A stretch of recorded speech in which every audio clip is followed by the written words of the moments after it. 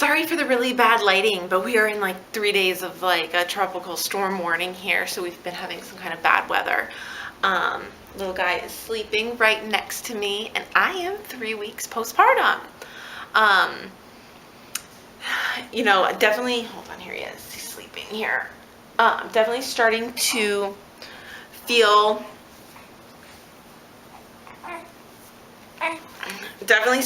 the effects of the sleep deprivation. He's still doing really, really well though. I am co-sleeping, but I really don't want to be. It just seems to be the way we get the most sleep. But honestly, the best thing that I really want to be doing is swaddling and putting him in his bassinet right by my bed. Last night was the best night I did. I did it up until 1:30 in the morning, and then I just got frustrated because he kept waking up. I would nurse him for an hour, and he'd sleep for an hour, nurse for an hour, sleep for an hour. So it means I'm getting like 45 minutes of sleep, if that, because I can't fall asleep on a dime like him. So it's getting frustrating. He does seem to do longer stretches early in the morning.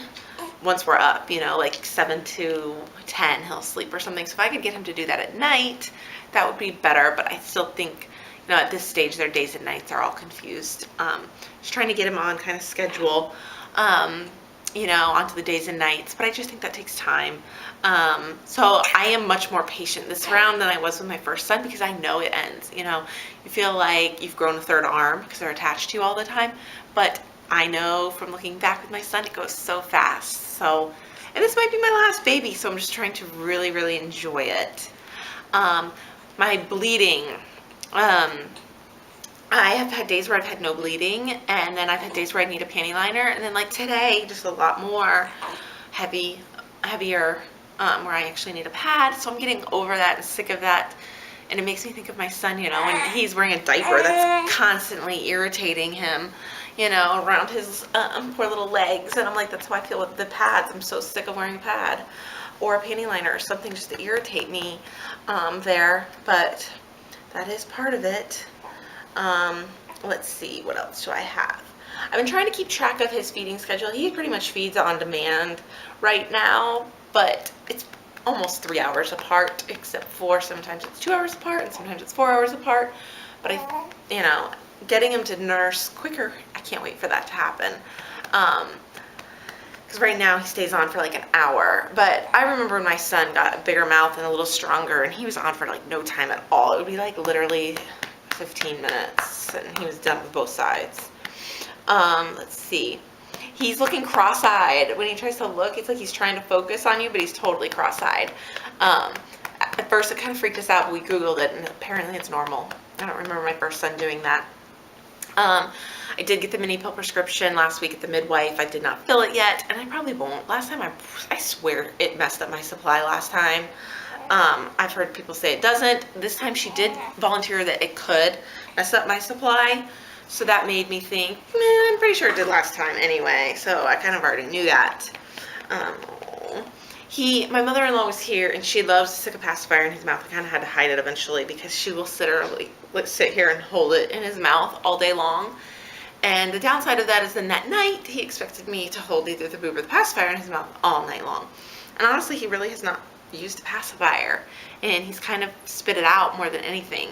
So maybe I'll have a kid that doesn't obsess over a pacifier, because my 21-month-old still loves his pacifier and will throw a hissy fit if he can't have it. So we haven't even tried to wean him from it yet. This guy has been a poop machine. He pooped at least 3 times last night and at least 3 times during the day. And he should, because he's eating like a fiend. I have a baby scale here because with my first son, I had to weigh him before and after feedings because he wasn't gaining quick enough. And he is 8 pounds, 7 ounces. So I remember last week, exactly, when we went to the pediatrician, he was back to birth weight, which was 7.5. So he's getting 1 pound and 2 ounces in, if that was Thursday, would have been 7 days, 8, 9, 10, in 10 days. So 1 pound and 2 ounces in 10 days. I feel like that's pretty good. Let's see. He's fighting the nipple shield. That's part of why I hate the co-sleeping and the nipple shield. I lose that stupid thing all night long. I try to always put it back on like a dark washcloth so I can see it on my white sheets. But you forget and you get sleep deprived, and then you can't find it, and it's clear. And they need to make that thing glow in the dark. So aggravating. And then he does this with his head, like he's looking for the nipple or something, but then he'll have gas pains. So I'm like, are you looking for the nipple, or is this a sign of gas pains? Quite haven't figured out what it is, because it seems about 50% of the time it has to do with gas, and 50% of the time it has to do with he's looking for the nipple. And then when, he's co-sleeping, he wants to be on the nipple the whole entire time. And if it slips out of his mouth, he wakes up. So I just feel like it's like so many bad habits. But at the same time, we're just trying to function and, give myself like grace and freedom and not be too hard on myself these first 6 weeks. These first 6 weeks, even with my son, I think I even gave myself 12 weeks with him. Like, he's just kind of a free-for-all, and it's just kind of crazy.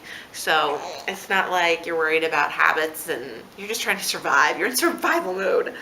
And that's kind of what we're in. I'm trying to take a shower every night. But in the morning, we're both covered in milk. So I've been showering in the morning, which is chaos when you have 2 kids under 2, and I'm about to have no help. Tomorrow is my first day with no help, because I've always had someone here. Sorry, ran out of memory. So showering in the morning is not ideal. Trying to shower at night, but getting my husband to hold him for 20 minutes while I shower, and then you just got to get your pads ready, then your nipple pads ready, or just ready for the night with my water by my bed. We got clean nipple shield, get the baby and all his stuff ready, the night light on. It's just kind of a production. So he gets so frustrated when he has to hold him for so long at night, because he's got he still has work, computer work to do for his business. So he gets frustrated, doesn't want to hold him, and then I put him in his rocking plate and he screams the whole time in the shower, which is like not enjoyable. But we'll get through it somehow. It was nice when my mom and mother-in-law were here, because they would hold him when I shower. Let's see. Yeah, I gave him his first bath this week, so that was really sweet. And he's had 2 this week, or 3, or 4. Yeah, he's had a few, because in the morning we smell so bad from the milk being all over us all night, and him hitting the nipple shield, and then the nipple shield's full of milk, so it's in the bed, it's on me, it's on him, and we're sticky and just kind of gross. So that's why we've been showering in the morning. I've really had no uterus pain except for one day this week, and the midwife did say my uterus was back to like 12 weeks pregnant size. So hopefully when I go back at my 6-week postpartum appointment, it'll be back to normal. Let's see, my pooping still hurts. My poor, it still stinks. And I'm still dabbing when I go to the bathroom instead of wiping, because I don't want to hurt any of the stitches. I know. Let's see, I cut his nails this week, so that was good. I use the scissors. I still use the scissors with my toddler too. And they're probably still long enough where he can scratch himself a little bit now, so we gotta watch that. He doesn't love his rock and play, and I haven't used the swing yet, but I'm gonna probably start soon if we can't stop this sleeping in my bed thing. Plus, I really want to enjoy a glass of wine. And when you're co-sleeping, you can't drink and you can't be on a painkiller. Like, I wouldn't even take a Tylenol or an ibuprofen. I'm just following all the rules that they tell you to follow when you're co-sleeping. Oh, bless you. So I've been doing that just because I'm so paranoid about it. Mostly he's been eating on demand. I think I already said that. Did I say that? Mostly been eating on demand, but it's mostly every 3 hours. But I am trying to write down the time in my phone so I can kind of keep track of how much. But he's gaining like a champ, so that's about it. I got some new nursing bras and some new nursing tanks because I was really low. I just ordered them on Walmart and had them deliver them here, because we're not making trips anywhere really out of the house. We've barely made it to the grocery store twice since he's been born, and once was today with my husband with me, and once was with my mom. And I would push him in the stroller, and they would have the cart with my toddler. We'd make it through, but it's not the most enjoyable thing. But here, soon I'm probably going to be going by myself with 2 kids. And then I'll probably baby wear him and put my toddler in the front of the cart. But, okay, before we have a little breakdown here, I am going to go. And this is my 3-week postpartum update. And the battery in my scale died, so I can't weigh myself, which is probably a good thing. But hopefully I'll have it fixed by next week.